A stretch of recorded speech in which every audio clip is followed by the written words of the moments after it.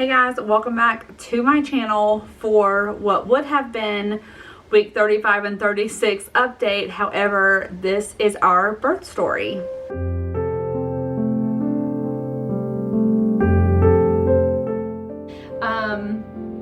And so life had a much different plan than I had, than Luke had, and this is insane.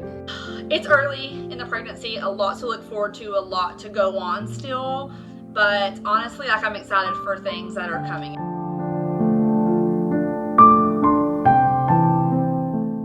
We did have our first OB appointment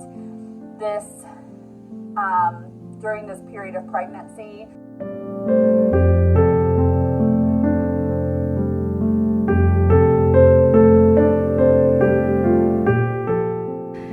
I had our appointment for the anatomy or growth scan that you get around 20 weeks. I noticed that she was staying on the abdomen of the baby for a little bit longer than usual. And as soon as she came into the room, she sat down and she said the tech did see a defect in the baby's abdomen. So what a whirlwind of events. I still cannot believe that I'm even filming this in this capacity right now. As of today, our daughter is 10 days old, and so things just happened so quickly and things changed at the end very drastically, which throughout the pregnancy, that was always the thing. That was kind of the elephant in the room, like, were we gonna make it to the scheduled C-section or induction date? I was originally scheduled to give birth via C-section, was what was decided at the last appointment, and that would have been this past Friday on July 28th. However, everything changed and I have to go back to 8 days before then on July 20th. So this is going to be a long ride. If you're new here seeing this, we had a high-risk pregnancy. Our daughter was diagnosed with gastroschisis around 19 and a half weeks. And so we knew she'd have, as far as we knew, it was just going to be her small bowel on the outside. It's crazy, and it went from simple to complex really fast. So let's rewind back to the beginning. So the Monday of the week of July 20th, I think July 17th is the day, I had a routine BPP ultrasound at the specialist's office, and I was then being seen Mondays and Fridays. So I went into that appointment, everything looked great. They reaffirmed that her bowel dilation was not super large, nothing concerning. They confirmed it was still just her small bowel on the outside. She had previously measured over 5.5 pounds, so like a few weeks before that, so we knew we were headed towards a C-section just because of her size. And so that was something I was coming to terms with. We ended up scheduling an induction after that appointment for July 28th for my first ever C-section. And so I was kind of emotionally just getting ready and prepared for having a C-section, it being my first time having one, and it being bittersweet because my last pregnancy would be my first ever C-section, and I'd always been scared about it, so I was trying to prepare myself in every way that I pretty much knew how, and asked everyone for their recommendations and things like that. So the following Thursday that week, on the 20th, I had just a regular NST, and we had actually stopped doing NSTs because the baby kept failing them as non-reactive, and we had to get the ultrasound anyways. But I had forgotten to cancel that appointment, and it was actually at the clinic by my house. So I'm like, I'll just go to the appointment just for reassurance. I'm having ultrasound the next day, that Friday the 21st. Let me just go to the NST because I didn't cancel it. I don't want to no-show it. Let me just go. Always good to, get reassurance that she's moving and reactive. So go to this appointment. She fails the NST, of course, like she always does. They got me in the ultrasound room. She has passed every ultrasound. I've never had any concerns with it. But this ultrasound, she actually failed. She did not do her practice breathing.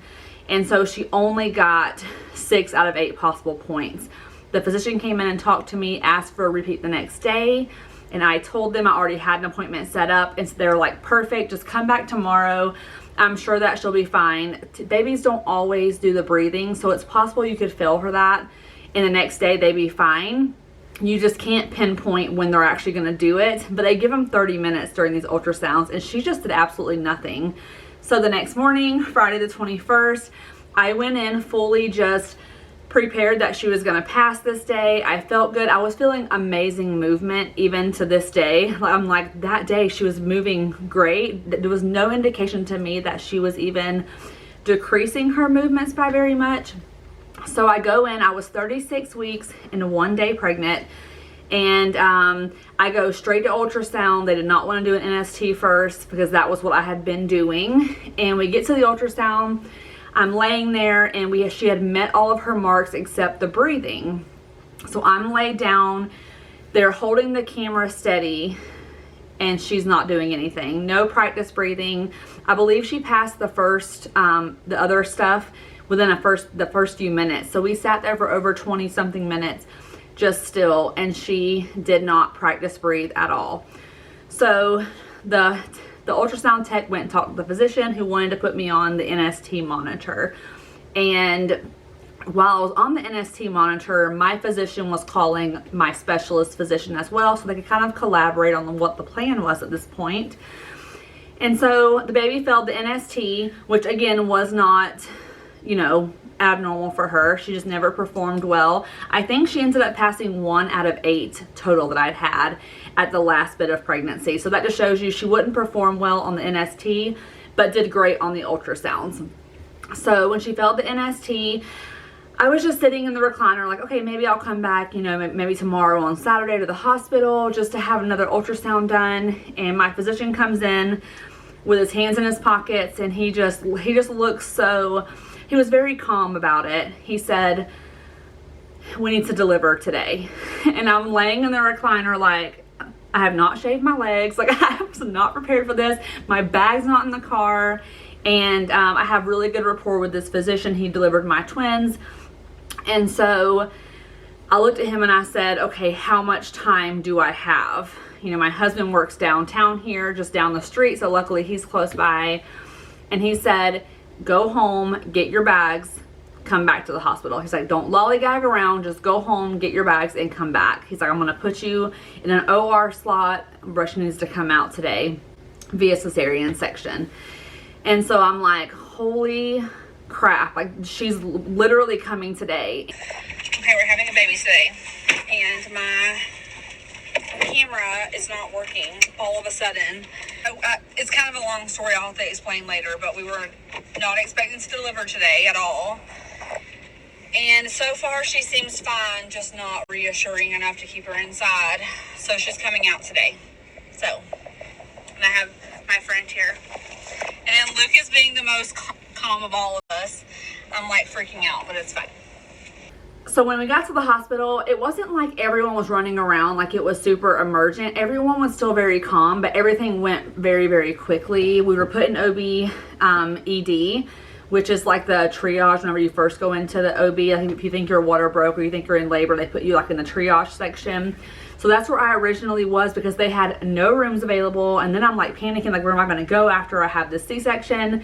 And they were just telling me that they were discharging and opening rooms. They just didn't have a spot for me yet. So I did everything of mine was done in the triage room. So they started IVs.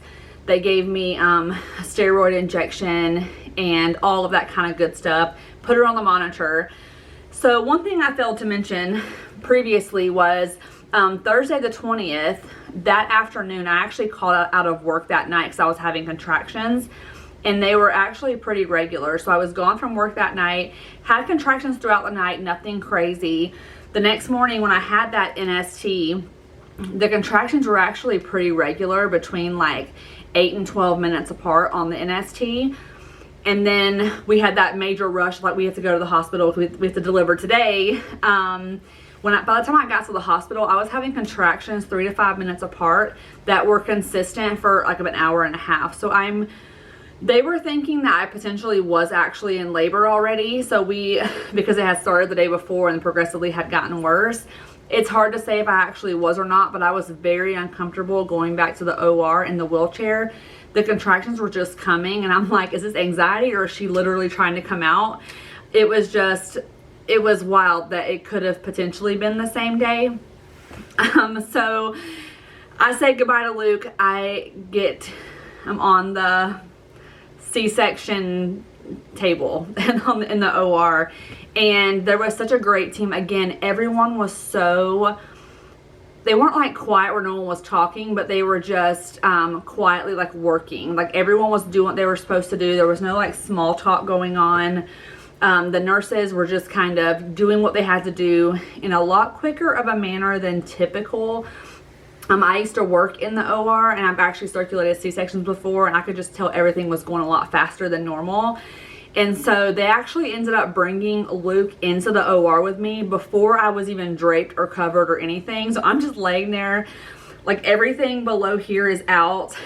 They are putting on the ChloraPrep on my stomach to make it sterile, and Luke's already walking in the door, which is typically not how it's done. Typically the dad comes in like right before they are getting the baby out.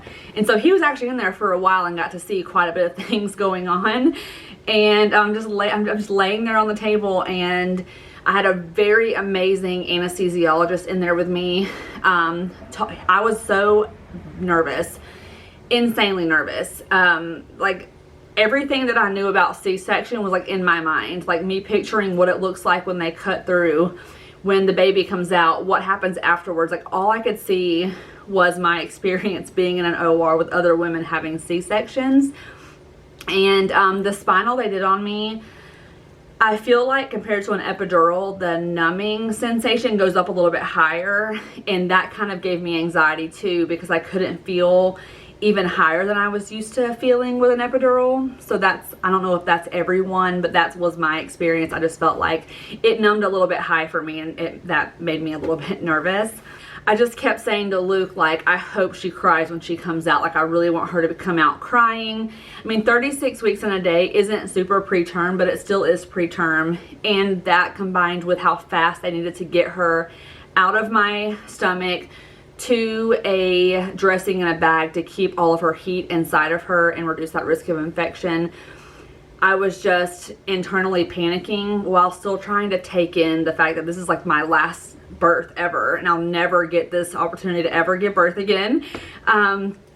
So laying there, it got really close. The anesthesiologist was holding one hand, Luke was on the other hand, and they both stood up as they said, like, she's coming. And so they both were standing up, and I'm looking up at them, and then I hear her cry, and that was the absolute best I could have asked for. She came out wailing, screaming. I was very, very, very, very happy with that. And then at the same time, simultaneously, they both looked down to me and said, oh my gosh, she has a head full of hair. And the hair thing was kind of my deal throughout pregnancy. I suffered, if you're newer here, I suffered with the most heartburn like ever. Like, it was debilitating sometimes. I was taking Pepsid multiple times per day plus Tums. It was honestly the absolute worst thing ever. I mean, of all the symptoms, it truly was the worst. And so I know that it's a myth and like an old wives' tale, but they looked down and said she has so much hair, and I was like, oh, thank gosh, like that makes this just a little bit better. And then things, kind of slowed down. They were over checking her. Luke left. Obviously, I'm like, please go see what's going on. And everyone's working, and I don't know, something about it just made me feel like something wasn't quite right. And my husband Luke comes back over to me and says, there's way more out external than anyone knew. And then I heard the nurse practitioner say to someone, this is way more out than we knew about.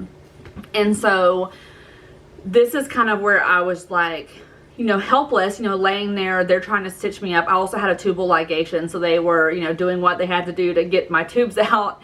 And me hearing that with her, something wasn't what they expected. And as much monitoring as we had, it truly was shocking for both the physicians and for us that it was nothing like what we thought it was going to be. So basically she was born with And again, even up to the ultrasound a few hours before this, you could only see the small bowel out. That is all you could see out. Like, that's it. And on that ultrasound, there was no indication of anything else being out. And when she came out, she had her small bowel, her large, and her stomach. So all those things were outside. Her stomach wasn't fully out, but it was over halfway. I mean, it was protruding out of her abdomen. And so Luke was like in complete shock. For one, it was hard for him to even look at that. And he was thinking it was going to be a small amount. And it was just, I mean, it was, when they laid her down, I have a picture of it that obviously I'm not going to share here, but you can just see on one side, like lumped is her small intestine. You can see her stomach lumped, and then you can see her large intestine. And so it was just like laid out over her abdomen. And then they said that she was 7 pounds, 0.9 ounces. And I'm like, what? She's huge, which is amazing. For one, my full-term oldest daughter was 7 pounds, 2 ounces. My twins at 36 weeks were in the 5-pound range. So this little girl would have been massive had she been born at like a full-term gestation. But for as much as she had out of her, her size was so important. So it was just a lot. And so my mind's like calculating, okay, she's 7 pounds. All this is going to go inside her, like all these things. And I didn't get to see her. They ended up putting her in her little isolette. They rolled her by. They had a mask on her. And they kind of like pushed her face over, and like I looked over at her, but she was still a good like 6 feet across the room. And so like I'm crying, I can't see anything, and they roll her out, and then I'm essentially left there. My husband's gone with her, and it's just quiet in the OR. It's just the doctor and the surgical tech. They're stitching me up, which takes a little while. It's not a very quick process. And he was doing the tubal ligation.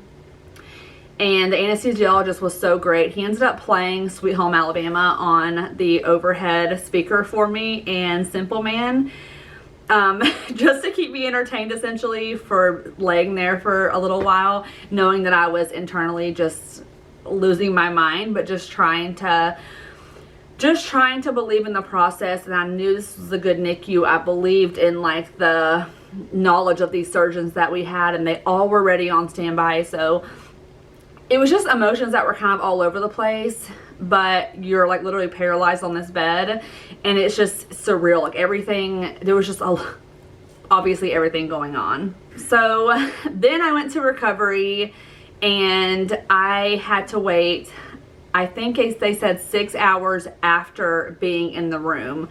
So I get to the room, and I got to my room around 3:45 in the afternoon. So they told me at 9:45 in the afternoon, like at night, I would be able to get up and walk to the bathroom. And I said, well, if I can get up exactly at 6 hours, if I can go to the bathroom and back, can I please see my daughter? Like, I didn't want to have to wait overnight. I didn't want to have to wait till the next day. I'm like, I really need to be over there. I need to look at her. I need to see that she's okay, like see what's going on. My husband wasn't back yet, and they're like, if you can get up and do the walk to the bathroom and back, we will put you in a wheelchair or whatever, and we will get you to the NICU.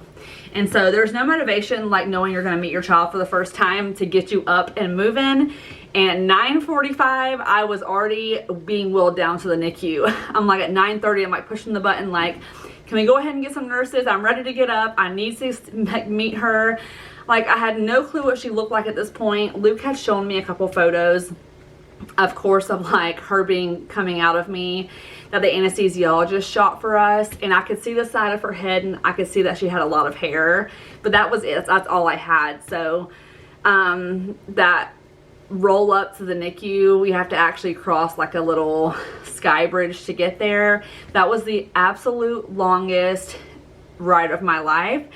Pain-wise, I was fine because the spinal was still working, but I mean, it was like, hurry up and get there. I'm like, Luke, just run with the wheelchair. And yeah, we made it to the NICU. I got there probably at like 9:50, and I was wheeled into the room. Luke had to pretty much stand me up and hold me up, and I got to see her for the first time. And seeing her for the first time, I mean, I was prepared. You're prepared in the way that you know, okay, she's going to be on a ventilator. She's going to have an orogastric tube in. I'd already been told at that point that it was all not going to fit back inside of her. So she was going to have a silo bag. So these are all things we knew could happen that we thought weren't going to happen. And so in your mind, you're like, okay, like I'm a nurse. I've done this. I worked in ICU. I've seen all these things. Well, minus the silo bag. I'd never seen that in real life. But then you get there and it's your baby. You just gave birth to this baby. You can't pick her up. You can just reach in there and touch her. And seeing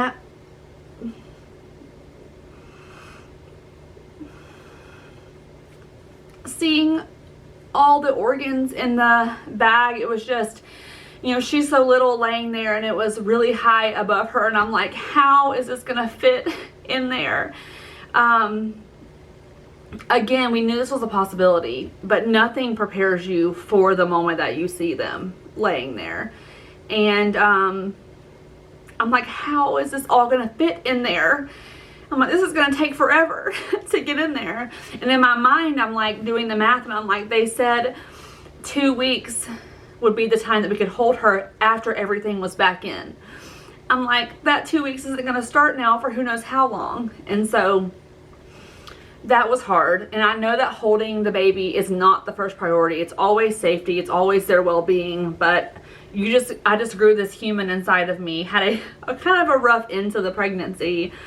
And now I can't hold my baby. And so again, we were prepared to not hold her, but we were well more prepared for what we thought was out versus what actually ended up being out. I need to take a break. Okay, so basically let's talk about the aftermath, like what's happened since then. A lot's happened these past 10 days. I was discharged home on day 2, about 45 hours later. I delivered Friday around 3 o'clock in the afternoon. I was discharged Sunday at noon. I was ready to go home. Like just ready to like not have to be in the labor and delivery, like the room. I was just had enough. I wanted to be in the NICU. I wanted to be there. I didn't want to be anywhere else. So I was able to discharge that Sunday. I was very, very happy with that. They typically would have kept you till Monday, but you could go home the day before if you wanted to. And so we opted to do just that. And honestly, I don't regret leaving that early. Like I did not want to spend another night there. So when we got to the NICU and as things progressed, you know, every day, the first 5 days they were coming in and pushing her little bag down, tying it, and you would just see her intestines and all that go back in a little bit every day, which was, some days you would get kind of frustrated because it looked like it was swollen and like going up, but it was because they were manipulating it, and so it would look like it was going down, then it'd go back up. It's just kind of one of those things where you have to take it day by day. And I'm like, oh, I can do that. But then when you're in it, you just get so impatient because you're like, it's really hard to be there and see your baby who's so helpless, so innocent in that position. So, she was born that Friday. She ended up having her closure surgery Wednesday, which was a really awesome day. It was the 26th. And I'm like, I was just so excited to, you know, have that first part of the issue in our journey be done. So she had her closure surgery on Wednesday, and she got off the ventilator yesterday, which was Sunday. So she spent a week and 2 days on the ventilator, and it took 5 days to have her closure surgery. And as of this morning, she's had more progress, and so we're in a really good momentum right now of good things happening, and things are just starting to progress. However, now we're at the point where we're in a waiting game and waiting for her bowels to wake up internally to make sure there's no issues. Several things will indicate if that they're waking up or not, like bowel movements and like the clear bile coming out of the orogastric tube. But you can't rush these things. So she's getting her nutrition through an IV, and she looks like she's so hungry. She's always suckling and things like that. So it's very difficult to look and see her and know that she's like feeling like she's hungry, even though she's getting the nutrition that she needs. She's almost back to her birth weight now, and I'm really happy with that. So it's just, we're in the thick of it now. And before we didn't know what it was going to be like. Now we're experiencing exactly what it's like to have a baby with gastroschisis in the NICU. And there's been kind of some ups and downs with the nursing team at this NICU. And I think it's really hard because if I didn't have nursing knowledge, I don't think it would be as stressful. But I see things and I'm just like, especially when it's your own child, it's so much different. Which I'm sure you guys know that and understand that, especially those of you who've had kids in the NICU. But so far, we could not have asked for a better like first start to her life. Her getting the closure surgery on day 5, even though it wasn't day 1, it was day 5. It could have been day 10.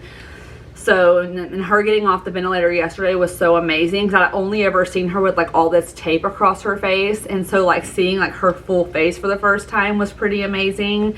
And I'm like, oh, this is what you look like. You look just like your dad, you know. And everyone comments on how much hair she has.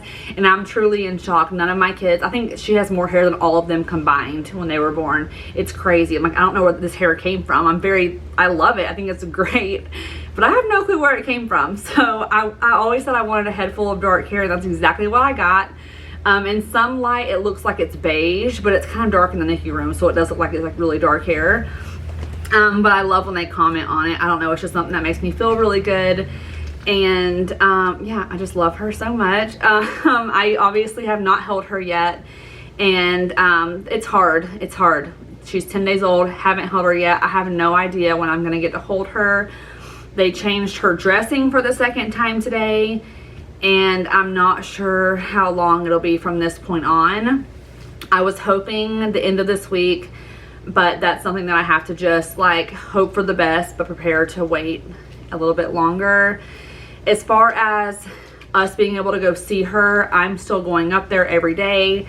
And Luke is back to work as of today. So he came on his lunch break today. I had to come back home because we have some of the kids coming back today.